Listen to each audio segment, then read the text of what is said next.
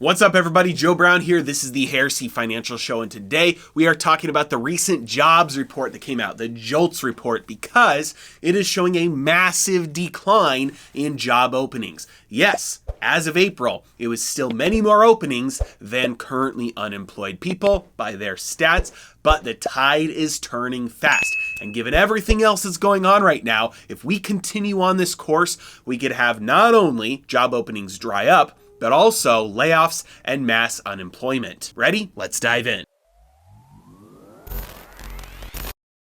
All right, so in April, job openings fell by 455,000. If you look here at the U.S. Bureau of Labor Statistics, you can see that the number of job openings decreased to 11.4 million on the last business day of April. Now you might think, okay, well, 400,000 out of 11 million, I don't really know if that's a big deal. So let's take a look at a chart so we can see this visually. Look at this chart from the Federal Reserve. You can see here what jobs have been doing, or specifically job openings. Job openings obviously took a tumble in early 2020 and then have since been skyrocketing. And for the last couple of months here, almost a year, they've been kind of volatile, moving up and down until recently we had in April this sharp decline in job openings. Now you're probably looking at this and thinking, how in the world, Joe, can you be calling the top here? We've been experiencing an increase in job openings on average since the bottom of 2020. And yes, things have been volatile really over the last year, but on average, job openings have still continued to trend higher. Well, how can I call the top here and say that these job openings are going to continue to go down and we might even tip over into layoffs?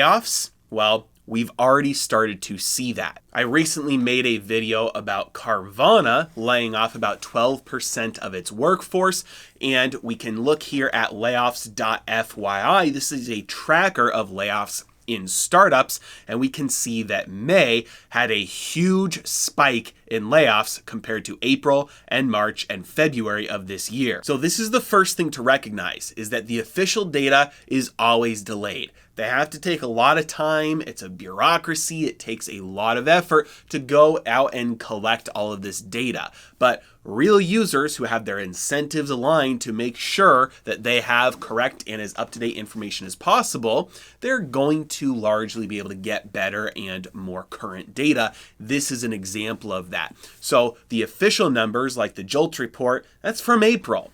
We're seeing stuff happening much more recently that shows the tide is turning very fast. And I can tell you some on-the-ground information that's partly anecdotal, but from word on the street that many people are experiencing internally at their companies. Hiring is done. Hiring freeze right now. We are seeing companies slash budgets for marketing and advertising. We are seeing companies stopping their spending, and that is the first thing that happens before companies tip over to saying, hey, we got rid of all the stuff, the spending stuff on stuff we didn't want to spend on. Now we have to get rid of the spending that we wish we didn't have to, and that's layoffs. And so we are starting to see things turn very quickly. Well, why now instead of a couple of months ago? Why are things changing right now?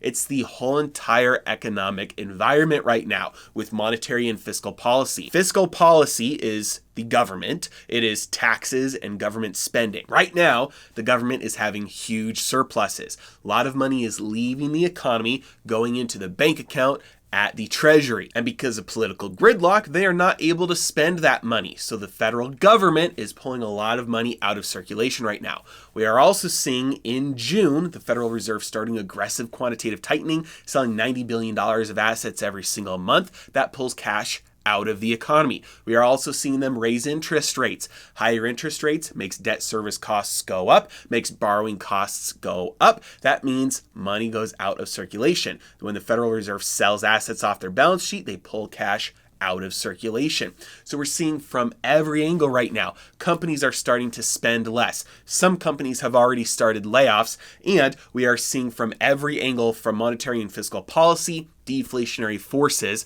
hit the economy. We are seeing a very quick turnaround in the jobs environment. So really the question for me is not a matter of if these job openings will dry up and if we start to see layoffs happen, but when. I think it could happen as quickly as the next 3 months. And then the real question is, at that point, What is the Federal Reserve going to do? Because they've got two mandates, stable prices and full employment. And over the last couple of months, they've been saying we're going to start fighting inflation aggressively because we're at full employment. Yes, the labor force participation rate isn't where it should be. However, there are a lot of job openings. And if there are a lot of job openings and people aren't taking them, they're not taking them for a reason. And so we're at full employment. Everybody who wants a job right now can get a job. So we're going to go all out and fight inflation. But what happens if in a month, 2 months, 3 months, we've got unemployment, we've got job openings drying up, we've got massive layoffs happening everywhere?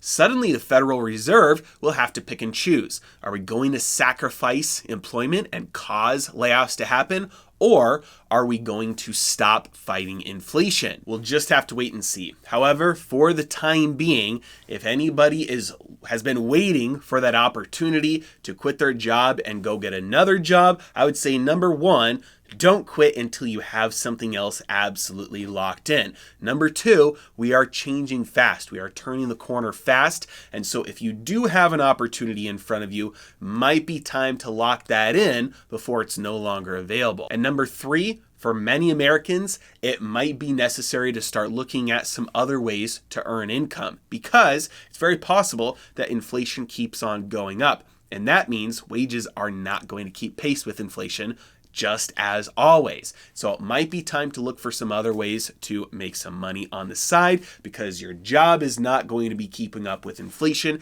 and the opportunities for other jobs that will have a higher pay may not be available very soon. But as with all predictions and forecasts, we're just going to have to wait and see. Mark the dates in your calendar for 2 months from now so we can come back to this and see where the employment numbers are actually at. As always, really appreciate you guys. Thank you so much for watching. Have a great day.